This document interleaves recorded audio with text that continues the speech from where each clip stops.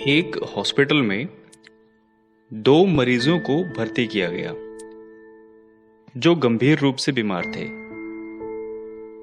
उनको हॉस्पिटल के एक ही कमरे में शिफ्ट किया गया और दोनों मरीजों के बेड अगल बगल थे।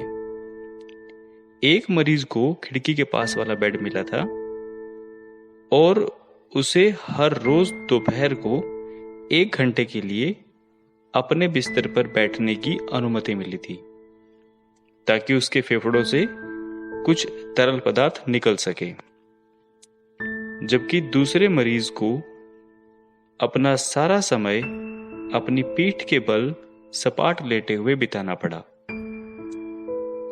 दूसरे दिन दोनों मरीजों की आपस में बोलचाल होने लगी और दोनों घंटों तक बात किया करते।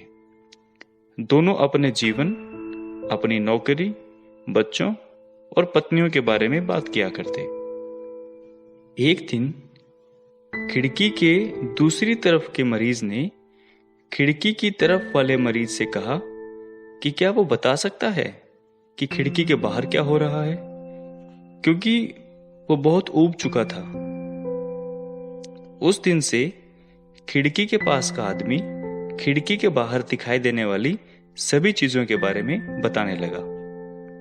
उस आदमी ने बताया कि बाहर एक सुंदर झील और एक सुंदर पार्क है।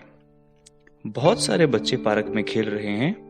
बहुत सुंदर सुंदर फूल लगे हुए हैं। झील में बतखें तैर रही हैं। दूर सड़क दिखाई दे रही है जिस पर गाड़ियां आती जाती हैं। आसमान में पंछी उड़ते दिखाई दे रहे हैं और शहर के क्षितिज का एक बहुत ही अच्छा नजारा यहां से देखा जा सकता है। दूसरा मरीज उसकी बातें सुनता और कल्पना करता। अब खिड़की वाला मरीज रोज 1 घंटे उसको खिड़की से बाहर की दुनिया के बारे में बताता और दूसरा मरीज उसकी बातें सुनकर कल्पना करता।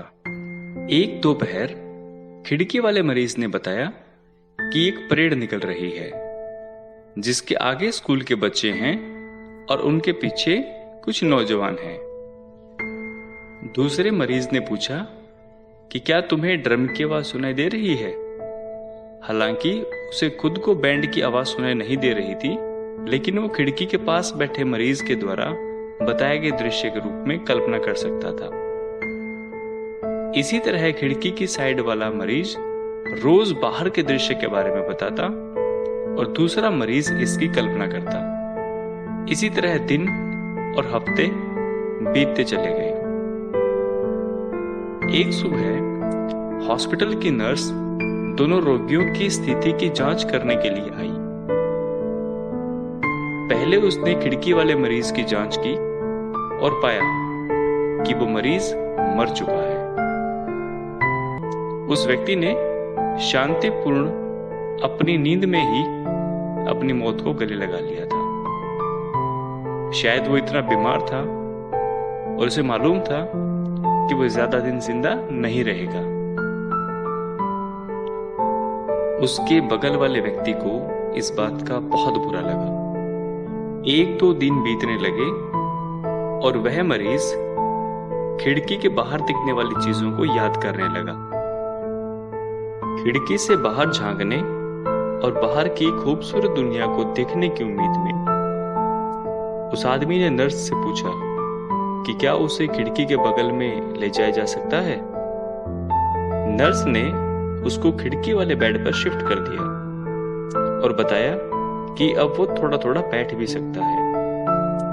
1-2 दिन बाद वो बैठने में सक्षम हो गया और बाहर देखने के लिए खिड़की की ओर मुड़ा। लेकिन जैसे ही उसने खिड़की से बाहर देखा वो दंग रह गया, क्योंकि खिड़की के बाहर एक खाली दीवार थी।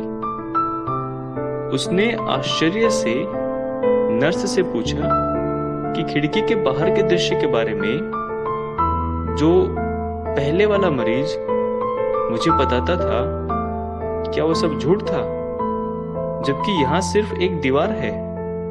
वो जो मुझे बाहर की चीजों के बारे में बताता, वो कहां से देखता था। उसने नर्स को सारी बात बताई। नर्स ने बताया, आप दुखी रहते थे, शायद इसीलिए वो सिर्फ आपको प्रोत्साहित करने के लिए और आपको खुश करने के लिए ऐसा कहते थे, क्योंकि वो मरीज पूरी तरह से अंधे थे। वो आदमी बहुत देर तक सोचता रहा कि जब वो दूसरा मरीज अंधा होते हुए भी और इतना बीमार होते हुए भी, जबकि उसे मालूम था कि वो ज्यादा दिन जिंदा नहीं रह पाएगा, वो फिर भी मुझे खुश करने के लिए ऐसी बातें बताया करता था। फिर उसने निर्णय लिया कि वो आज के बाद कभी भी दुखी नहीं रहेगा। तो दोस्तों, इस कहानी का यही मतलब निकलता है कि दुखी होकर अपने आप को तकलीफ देना बिल्कुल भी सही नहीं है। खुश रहना ही हमारे सफल जीवन का राज है। खुश रहकर ही हम हर काम को बड़े आराम से कर सकते हैं। या तो हम अपनी जिंदगी को यूं ही फिजूल उदासी में बिता दें, या फिर अपने आप को हर पल खुश रखकर खुशी खुशी बिता दें। यह हम पर निर्भर है। भविष्य में क्या होगा वो हमारे वश में नहीं है, तो आगे की चिंता करके अपना आज क्यों खराब करना। खुश रहिए, मस्त रहिए। कहानी पसंद आए तो लाइक, शेयर और सब्सक्राइब जरूर करें।